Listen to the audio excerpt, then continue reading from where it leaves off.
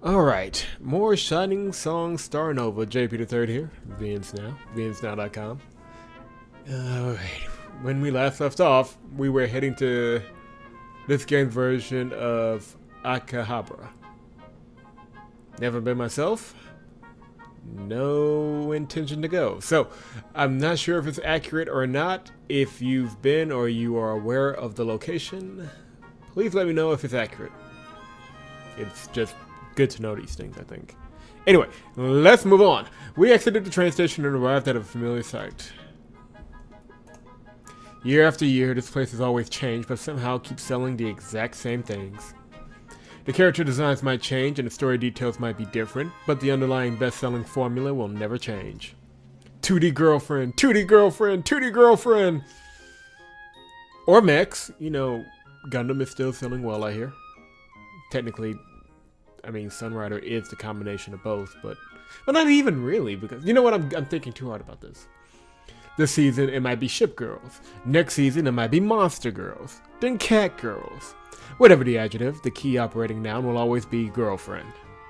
We in the idol industry, of course, sold 3D girls, which added various complications. So we had to 2 to 5 real girls. Real 3D girls have various problems relating to their marketability. Oh boy. Our character. What else can you say about this guy? Oh lordy. So the job of producers was to cut those problems out and present 2D-fied images of 3D girls on television, computer screens, and printed media. But enough of that. I was here today as a consumer, not a producer. First we must hit the second-hand figurine stores. Mika sped ahead, now no longer either bothering to keep up with her act. We arrived at a shop filled with glass display cases displaying a veritable mountain of anime figurines. These stores were a balancing game between price and quality. Thousands of figurines in almost every conceivable condition were sold at almost every inconceivable price. Sometimes you would luck out and find just the right item you needed to complete your home collection for a bargain bin price, while other times you would buy what you think was a great deal only to discover that the store next door was selling the same figurine for half of what you paid. This just reminds me that I never finished the Zaku Gunpla that I got last year at Anime Fest. Like, now that I will spend money on, like, I like Gundam, okay? Don't judge me. Mika stared at a veritably impressive figurine of a heavily armed gothic Lolita mounting an enormous sword into the air. That's an interesting image. Is she holding the sword in the air, or is she on top of the sword and sitting in the air? You know what? Don't answer that question. I don't think I want to know. She stared at it like a hungry wolf that had just spotted a fat, juicy rabbit. This figurine was from the popular anime series Black Opera, a gothic action drama where idols fought each other not only with song and dance, but massively oversized weapons as well. So this is the source of Mika's delusions. Fortunately, Mika's dreamy smile vanished when she saw the 40,000 yen price tag. We're gonna pay for this for her, aren't we? Maybe another store will have it for cheaper. One day, when I'm a famous idol, I'll be able to afford figurines like this. I couldn't help but laugh at Mika's lamentation. So you want to become an idol to be able to buy anime figurines? Wrong! Black Knight, when you look at this figure, doesn't it make you want to become part of that character's world? Shed our mediocre existences and become a gothic Lolita idol with a claymore! That does sound relatively awesome, but something tells me it'll make me pull whatever remains of my hair out of my head. That's why I wanted to become an idol. I could totally understand what Mika was saying. This town was what made me become a producer too. I remember when I was younger, sneaking out here as if I committed a crime. Back then, you had to hide your interest in this stuff more, but that might have just made it more fun. Somehow, my life before finding out about this world was gray. Nerds. I guess this is what gives my life color. What she said. And let's see what we got here. Sunrider, Sunrider, Sunrider, Sunrider, Sunrider, Sunrider, Sunrider. And two characters that...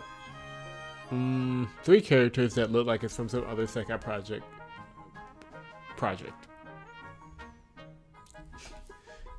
Somebody fill me in on that one. Do not know. It still looks decent. After looking around the store more, we headed to our next destination. We arrived at an arcade. Rows upon rows of UFO catchers lined the floor of the arcade. I swear those UFO catchers were scams, all of them. I once spent 3,000 yen here and never even got a single catch. Of course, just when you think that, you see a guy walk out lugging a bag of prizes like Santa Claus hauling off a sack of gifts on Christmas Eve. Those guys definitely had to have been planted by the arcade owners to give the illusion that there was actually a chance of grabbing something good. The dastardly UFO catchers are as slick as ever. But what is this? Mika homed into a machine offering a slightly cheap-looking Black Opera figurine inside a box. Obviously, less care had been given into detailing the character's facial features and hair, and it lacked any kind of heavy weaponry. Still, a figurine was a figurine. The box hung off the ledge, which led to the prize gate by a few centimeters. From the looks of it, just a tiny nudge seemed enough to finally knock it through the hole. Yeah, right. I have fallen for that trick enough times to know that in reality, I had a better shot at becoming the frontman of a trendy male idol unit at my age than winning one of these. The siren songs are strong. I cannot resist. Mika reached into her coin purse and pulled 300 yen coins, put 300 yen coins into the machine. I'd just try pushing the box off with the UFO's body instead of trying to grab it with the claws. Mika pressed the button to manipulate the UFO, her brows furrowed with concentration. She held onto the back button for too long, moving the UFO too far back. It dropped down, one of the claws grazing the far side of the box, but otherwise having no effect. I can't yet recoup my losses. Mika put another 300 yen into the machine. Oh, here we go. Yes, this is how the arcade remained in business throughout the years. The Great Recession, increasing consumption taxes, and inflation all be damned. People just had to get their anime figurines. You could say this entire town was built upon that principle. Mika gripped her teeth as she maneuvered the UFO slightly to the right of the box so that it could tip the box into the hole when it dropped down. Unfortunately, the UFO moved back as soon as it hit the edge of the box, its claws sliding off the side. For a moment, the box wobbled about a millimeter before returning to its position. Mika hissed in frustration and put in another set of coins. Mika, stop it before you whittled away your entire life savings into this futile venture. Somehow the image of an unemployed middle-aged man mindlessly playing inside of a pachinko parlor came to my mind. I hinted that we should leave by looking out of the arcade. Suddenly I heard a thunk behind me. I did it! Mika reached into the prize receptacle and proudly held onto her new figurine. Wait, how did you? Thanks to me looking away at the wrong time, I missed the crucial moment when the laws of the universe were bent and an Akihabara UFO machine yielded a prize. Shit, I missed my chance to learn the trick behind these machines. If only I paid attention. An arcade employee arrived to replace the figurine box inside the machine. Her prize firmly in hand, Mika marched out of the arcade with a satisfied look on her face. That was nice.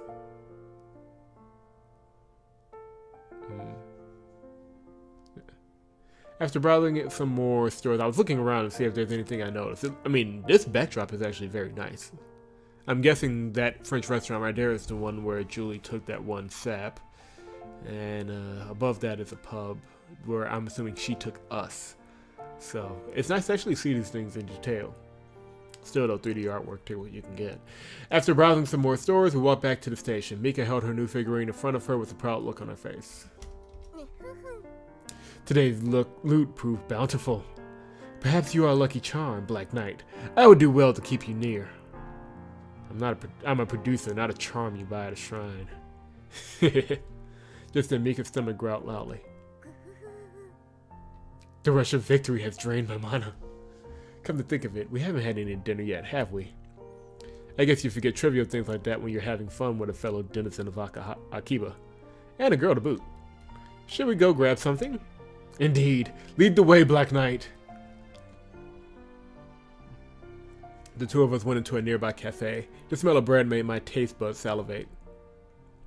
Mika got a tray and placed a sausage bread on top. After checking out our food, we took our seats at a table. I see that the Lord of the Night's judgment was not misplaced. You are indeed worthy of this one's faith. It brings this one joy to see that another of the faith has come. While we number few against the followers of the light, once we muster our forces, our new era shall begin. Actually, the real reason I took you out was to help you get along with the other girls. So the Black Knight had ulterior motives. Foil bills be upon this one. Hashimoto-san, there's a time for fun, but being an idol also means that you're an adult working in society. Working in society? Adult? Even if we're in the Otaka industry, it's still an industry, meaning we're workers in a company. We're not the consumers, we're the creators. It's a totally different thing. I understand. Sometimes we have to do things we don't want to do, just to make a living. Well, actually, most of the time we have to do things we don't want to do to make a living. Being a popular idol takes more than just liking anime. You've never seen it on television, but an idol's success is built upon a pillar of blood. I sighed. I probably just sounded like I was pointing out the obvious. People just nodded their heads and say, I figured as much whenever someone pointed out that being an idol was hard work. Unless they experienced it firsthand, no one could ever imagine the pressures these girls faced. An idol was a symbol of perfection, a standard no girl could meet, no matter her effort. Well, I guess you'll experience it firsthand soon enough. Anyway, remember that your teammates are working alongside with you, and I'm still here as your producer. Everyone here is part of this industry. It's nice working with people who all share a common dream, so there's no need to be a loner. If those are the Black Knight's words, then this one shall take heed. There wasn't much more I could say. Some things just couldn't be effectively communicated through words. But I felt I had to protect Mika. Yeah, I'm pretty sure anybody watching this playthrough or play this game is probably thinking the same thing.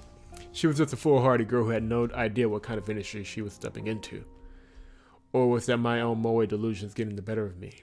In the end, it was other clever guys like me who write up scenarios which delude losers into thinking they could protect some innocent girl.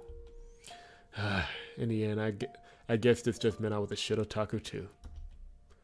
I shook myself out of those thoughts. I was Mika's producer. I was definitely going to make her into Japan's next top idol.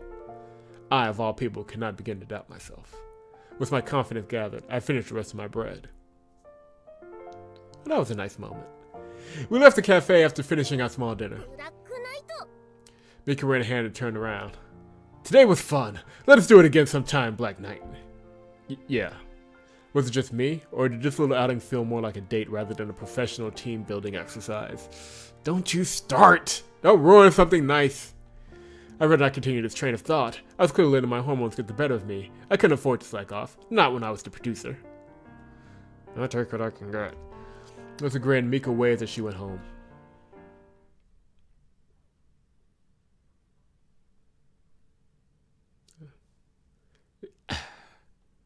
They are capable, like, Love and Space is capable of nice moments when they put their mind to it.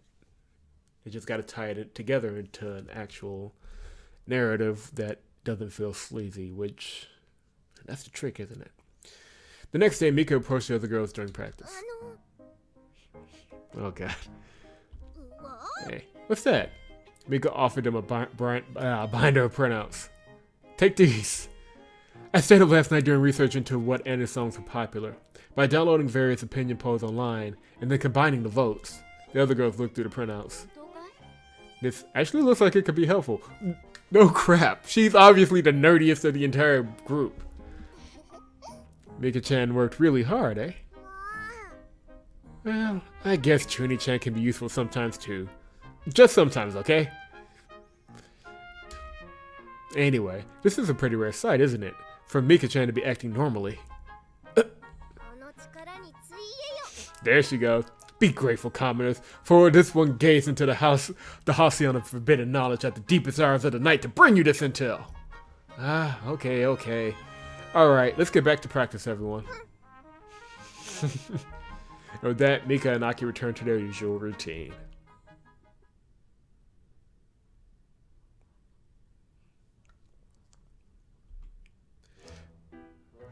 The opening song of a certain anime played as the girls practiced their dance routine. The skills were decidedly lackluster at this point, with each girl dancing at their own pace with zero unity. Mika collided into Nemu, bouncing off Nemu's massive front bumper. Maria's face was pale with exhaustion, her bangs drenched with sweat. No. Stop. Aki angrily turned the music off. Not telling you're always moving ahead too fast. And Chuuni-chan, I don't even know where to begin, but are you for real? In all my years of being an idol, I've never seen a girl born with 2 left feet try to stick their nose into this field. Are you trying to make fun of us? You think just anyone can become an idol? Fight! Maria wiped her face with a cloth, huffing and puffing, her lung capacity damaged by years of chain smoking. Aki looked at the sad sight in front of her. You guys are really hopeless.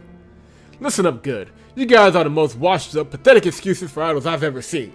If this is seriously the best you can do, then you're just gonna get eaten alive the moment the real thing starts. Well, excuse me, princess, Maria muttered between her breath. You. It's a dog-eat-dog world.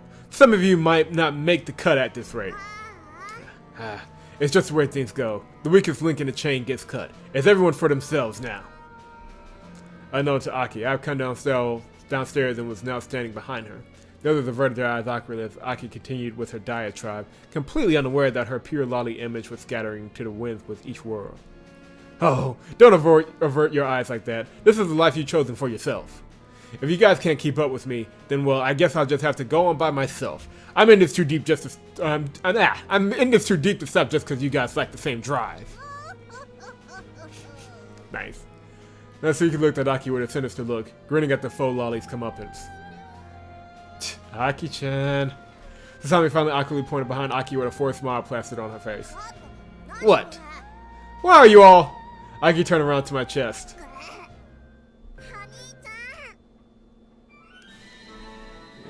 Haha, what a lovely and shiny day. Did you want to see Aki-chan for something? Aki only needed to take one glance at my austere face to know she was in trouble. How long were you there? Ever since you turned the music off. I see. Aki looked down in defeat. Aki-chan's sure in a lot of trouble. I guess pride really does come before the fall, huh? It's her fault for being so full of herself. The divine bolt of retribution has fallen on the red imp. Everyone, let's all try to get along. I ushered Aki away as the others took a break. I walked into the office with Aki in tow. As soon as I shut the door behind me, I couldn't help but burst into laughter. Just how long were you planning to keep up with that act? The whole it's not pew. Puai? Yeah. The whole, yeah, we're going, UI is E, isn't it? We're going to try that. The whole Pui elementary school routine.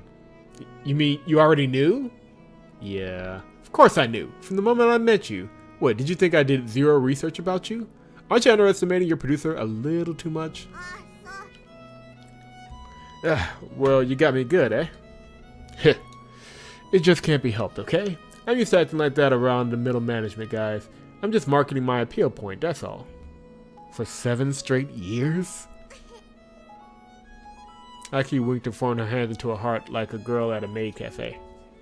Kashiwagi Aki, eternal 12-year-old. I'll beat out the competition because I have 7 more years of experience at being 12 than the rest. Something tells me that that's not going to work out in the long run. So that was her catchphrase, huh? You know, you don't have to act that way. You don't have to act like that around me. Like it or not, you're not a kid anymore. I won't treat you like one, and I don't expect you to treat me like you're one either. Trying to get close to me or something? Heh, you're wasting your time. Still, we have to face the reality that you're not a kid anymore. I'm afraid your fans have turned their attention to, fresher stock. I was approaching another landmine of a topic here, when I was keen to avoid if I could help it. An idol's image must inevitably change as she matures. She's not like an anime character who remains eternally the same age. I know that, but this is the only character I know how to play. Ever since I was a little girl, all I wanted to do was stand and perform in front of people. First, it started with Mom and Dad. They would always clap and sing praises of me whenever I sang in front of them. Soon, this spread to everyone in my neighborhood. It made me happy, you know? Everyone looked at me and encouraged me to pursue my dream of becoming an idol. But for a while, things seemed to be heading towards the right direction. But what am I going on this monologue for? Anyway, my persona's been frozen like this for the past 7 years. Without it, I'm nothing, you know? I'm pretty much what people would refer to as a one-trick pony. Well, at least she's honest. In today's world, many parents eagerly offered up their daughters to the entertainment industry. Of course, the notion of dressing elementary schoolers into pretty idols and having them dance on late-night television had its fair share of detractors as well. But as long as there was parental consent, the industry could, and indeed did, decide everything about the child's life. From ages as young as 11 or 12, a corporation would mold a child's development, so that by the time she debuted at the age of around 14, she would already be a strong market mover right out of the gate. That sounds like psychological napalm. Good God. With Look and Devotion. No, you know what this reminds me of? If you guys have not seen Batman the Animated Series, go find it, look on YouTube or whatever, and find the episode Baby Doll. That's Aki. Which is frighteningly good, and I'm a little scared that she hasn't shot up anybody yet. So, let's just kind of take what we can get. With Luck and Devotion, a girl like that could stay in the market for over 10 years. Ample time for the company to more than recoup the cost of her development and to incubate the next batch of candidates. Beginning to work at such a young age opened up many professional doors once the talent reached adulthood. However, it closed many other more valuable doors. You might not think it, but you're still young. Yeah, you're only, what, 19? 20? There's still plenty of time to find your voice. What's up with the unexpectedly helpful advice? You trying to act like you're my dad or something? No, I'm just trying to be your producer. Producer, huh? The hell are you doing? You're supposed to be packaging me up and selling me so that I get popular and get a huge fan base.